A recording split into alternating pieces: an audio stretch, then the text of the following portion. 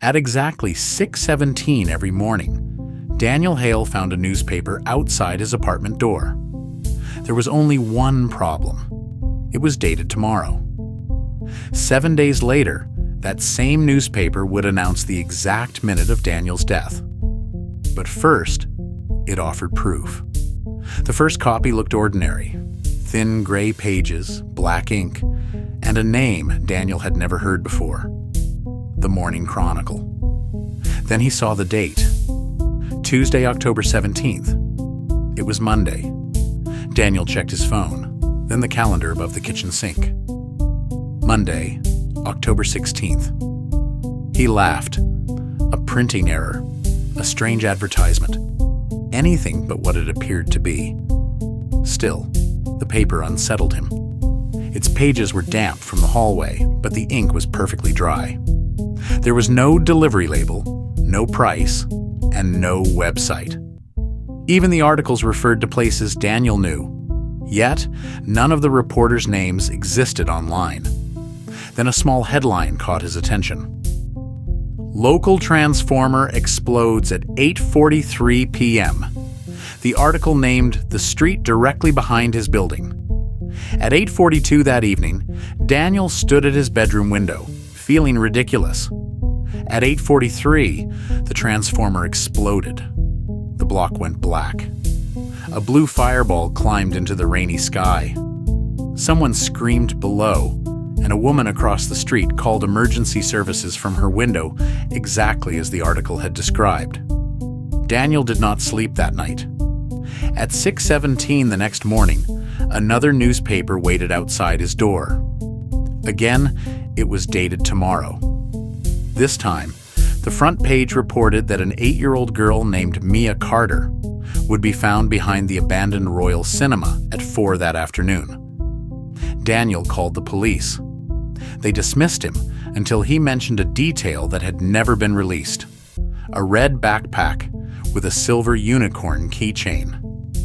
At 4:06, Mia was found alive. By sunset, every channel was broadcasting her photograph. Her mother cried beside a police car, while reporters called it a miracle. Daniel was no longer watching television. He was staring at the newspaper. The ink began to move. The original headline vanished, and new words appeared in its place. Missing girl found after anonymous tip. The future had rewritten itself while the paper was still in his hands. Daniel photographed the new headline. When he checked his phone, the earlier photograph had changed as well. The original prediction was gone from the image, as if it had never existed. Only Daniel remembered the first version. For the next 4 mornings, the newspapers kept arriving. They predicted a train delay, a violent storm, the resignation of a senator, and the winning lottery numbers. Daniel never bought a ticket. He told himself that knowing the future was dangerous enough, but part of him enjoyed it. For the first time in his life, tomorrow was no longer a dark room. It was a page he could read before entering. He began testing the rules. He left his apartment before dawn. At 6:17, the paper appeared beside him in the elevator. He slept at a friend's house. It arrived on that doormat. He spent one night in a hotel across town. At 6:17, room service brought coffee. Beneath the tray was tomorrow's edition. The paper did not only predict public events, it knew private things. One article described a stranger accepting a marriage proposal at 9:12. A classified advertisement mentioned a man who would step back from a bridge after receiving a call from his brother. Both stories came true. Daniel recorded every prediction in a notebook. The dates, the headlines, the exact moment the ink changed. He also recorded his own choices. Each time he interfered, the paper corrected itself within seconds. Each time he did nothing, the prediction remained fixed. Tomorrow seemed flexible, but only while Daniel was willing to touch it. On the 6th morning, he found a sentence printed beneath the weather report. "You are learning too slowly." That was when Daniel understood something he should have realized earlier. The newspaper was not simply showing him the future. It was watching him. At 6:17 on the 7th morning, Daniel opened his door with a kitchen knife in one hand. The newspaper was waiting. His photograph covered the front page. The picture had been taken while he slept. Above it, in enormous black letters, were 6 words. Daniel Hale will die at 11:59 tonight. The article said his body would be found behind a locked door.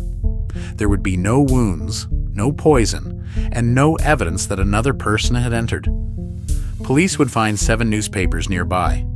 The article even described the clothes Daniel was wearing: a charcoal shirt, dark jeans, and a watch with a cracked leather strap. He looked down. Every detail matched. When he removed the watch, one sentence on the page faded and reprinted itself without mentioning it. The final paragraph was blurred, as if someone had dragged a wet finger across the ink. On page 16, Daniel found a one-line classified advertisement. Future already occupied. Current resident must vacate before midnight. Beneath it was his address. Daniel packed a bag and ran. The moment he stepped into the street, the newspaper trembled. The headline changed. Man found dead at Central Station. Daniel turned toward the river. The headline changed again. Man found dead beside East River. He entered a crowded cafe. Man found dead inside Harper's Cafe. It was not predicting where he would die. It was following him. Daniel tore the newspaper in half. Both pieces continued printing. New words crawled across the torn pages. Destination irrelevant. For the rest of the day, Daniel moved through crowded places. Restaurants, shops, train platforms, anywhere with cameras and witnesses. At 10:30, he checked into a hotel under a false name. The receptionist handed him a key card. Room 617. Daniel demanded another. Room 1159. He backed away from the desk. At another hotel, he paid cash for room 304 and barricaded the door with a chair. At 11:32, his phone rang. The call was coming from his own number. Daniel answered. For several seconds, he heard only breathing. Then an older version of his voice whispered, "Whatever happens, don't let me inside." The call ended. Daniel powered off the phone and watched the clock. 11:47. A soft knock came from the hallway. Then the same voice spoke through the door. "Daniel, I know you're in there." Daniel looked through the peephole. An old man stood outside.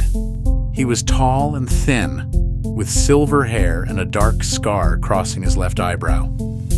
Daniel had the same scar. The old man slowly raised a folded copy of tomorrow's newspaper. "Don't open the door," he said. "Not until you understand which one of us the headline means."